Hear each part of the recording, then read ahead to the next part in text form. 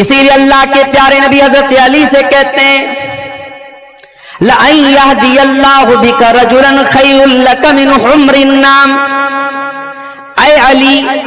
تمہارے ذریعے اللہ تعالیٰ اگر کسی ایک انسان کو ہدایت دے دے، ایک انسان تمہارے ذریعے صحیح راستہ پا جائے، اے علی تو تمہارے لیے سرخ اونٹوں سے بہتر ہے۔ اس زمانے کی بہت بڑی پراپرٹی ہوتی تھی سرخ اونٹ، بہت بڑی دولت ہوتی تھی سرخ اونٹ۔ اللہ کے نبی نے فرمایا کہ اے علی، اگر تیرے ذریعے ایک انسان ہدایت پا جائے تو تیرے لیے یہ سرخ اونٹوں سے بہتر ہے۔ اس لیے میرے پیارے ساتھیوں، اصلاح معاشرہ کی یہ باتیں اور یہ تقریریں ہوتی رہنی چاہیے۔ اب آئیے، جو آیت کریمہ میں نے آپ کے سامنے پڑھی تھی، دو آیتیں الگ الگ قرآن سے میں نے پڑھی تھی۔ پہلی آیت میں نے پڑھی تھی سورہ روم۔ آئیے اس آیت کا ترجمہ دیکھتے پھر بات کو آگے بڑھاتے ہیں۔ ظہر الفساد فی البر والبحر بما کسبت ایدی الناس۔ خشکی کے اندر، تری کے اندر، زمین کے اوپر اور پانی کے اندر جہاں پر بھی تم کو فساد نظر آئے، جہاں پر بھی تم کو بگاڑ نظر آئے، جہاں پر بھی تم کو تباہی نظر آئے، جہاں پر بھی تم کو مصیبت نظر آئے، ظہر الفساد فی البر والبحر بما کسبت ایدی الناس، وہ انسانوں کے کرتوتوں کا نتیجہ ہے، وہ لوگوں کے اپنے عمل کا نتیجہ ہے۔ دوسری آیت جو میں نے پڑھی تھی قرآن کریم کے 30ویں پارے سے میں نے پڑھی تھی، سورہ فجر کی کچھ آیتیں۔ والفجر، قسم ہے فجر کی، وہی فجر کی نماز اور وہی فجر کا وقت جب مؤذن اذان کی آواز میں کہتا ہے الصلاۃ خیر من النوم، مؤذن بیچارہ مائک پر کھڑے ہو کر کے چلا چلا کے کہتا ہے کہ نماز نیند سے بہتر ہے،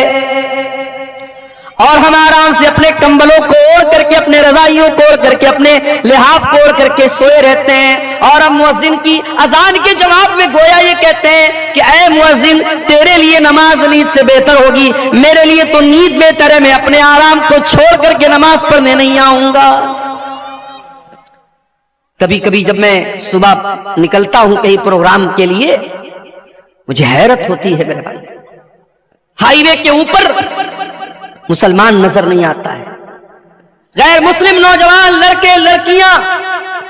صبح صبح نکلے ہوئے ہائی وے کے اوپر، کوئی واکنگ کر رہا ہے، کوئی پولیس میں جانے کی تیاری کر رہا ہے، کوئی آرمی میں جانے کی تیاری کر رہا ہے، اپنے اپنے مشن میں دنیا لگی ہے، اور مسلمان نوجوان رات میں فیس بک چلا کر کے، انسٹاگرام چلا کر کے، انٹرنیٹ چلا کر کے بیچارہ وہ سو رہا ہے، فجر میں اٹھنے کے لیے تیار نہیں۔ فجر کا ٹائم بڑی برکت والا ٹائم ہے۔ او دولت کمانے والوں، او بڑے بڑے بزنس کرنے والوں، پیسہ کمانے والوں، فجر کی 2 رکعت نماز جو سنت پڑھی جاتی ہے، اللہ کے پیارے نبی فرماتے ہیں رکعت الفجر خیر من الدنیا وما فیہا،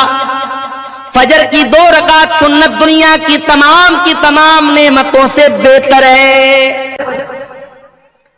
اسی لیے اللہ کے نبی فرماتے ہیں من صلی الصبح، جو فجر کی نماز جماعت کے ساتھ پڑھتا ہے فہو فی ذمۃ اللہ، وہ اللہ تعالیٰ کی ذمہ داری میں آ جاتا ہے، وہ اللہ کی پناہ میں آ جاتا ہے، اللہ کی سرکشا میں آ جاتا ہے۔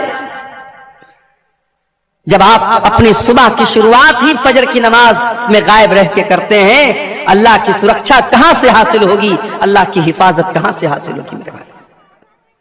والفجر، قسم ہے فجر کے وقت کی، اللہ کے پیارے نبی جب کسی لشکر کو بھیجتے تھے تو فجر کے ٹائم بھیجتے تھے، اور آپ دعا کرتے تھے اللہم بارک لامتی فی بکورہا، اے اللہ تو میری امت کے صبح کے ٹائم میں برکت عطا فرما۔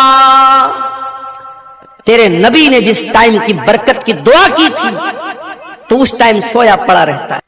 نئے سال کا استقبال ہو رہا ہے، کیسے؟ شراب پی کر کے، آتش بازی کر کے، زنا کر کے،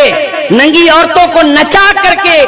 ہوٹلوں میں عیاشی کر کے یہ نیا سال کا جشن منایا جا رہا ہے۔ اور یہ نیا سال کا جشن صرف عیسائی نہیں منا رہا ہے، صرف کرسچن نہیں منا رہا ہے، صرف انگریز نہیں منا رہا ہے، یہ لا الہ الا اللہ اور محمد رسول اللہ پڑھنے والا بھی منا رہا ہے۔ ارے نادان، تیری زندگی کی دیوار سے ایک اور اینٹ گر گئی۔ تو 2024 میں 24 سال کا تھا، 2025 آیا تو 25 سال کا ہو گیا،